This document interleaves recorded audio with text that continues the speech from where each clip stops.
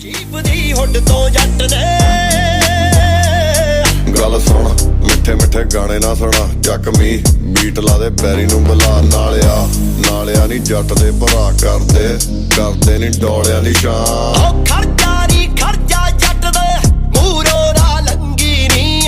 ਕੱਚ ਵਰਗਾ ਲੱਕ ਤੜਕ ਜੂ ਗੱਭਰੂ ਆ ਜੰਗੀ ਨੀ ਓ ਝੱਖੜਿਆ ਆਉਂਦਾ ਮੁੰਡਾ ਕਰ ਲੈ ਤੂੰ ਵਾੜਾ ਨੀ ਜੀਪ ਦੀ ਹੁੱਡ ਤੋਂ ਜੱਟ ਨੇ ਮਾਰਿਆ ਲਲਕਾਰਾ ਨੀ ਜੀਪ ਦੀ ਹੁੱਡ ਤੋਂ ਜੱਟ ਨੇ ਜ਼ੋਰ ਡੋਲਾ ਮਸਲ ਪਿਓਰ ਐਵੇਂ ਕਰੀ ਨਾ ਕੋਈ ਚੌੜ ਕੇ ਦਿਮਾਗ ਸੈੱਟ ਨਹੀਂ ਮਰ ਜਾਗਾ ਕਰਦਾ ਤੂੰ ਵਾਈਬ ਚੱਕ ਵੇ ਵੱਜਾ ਲਫੜਾ ਤੇ ਕੰਨ ਕਰੂ ਸਾ ਪਿੰਡ ਚ ਕੜਾਕ ਸੁਣੂ ਠਾ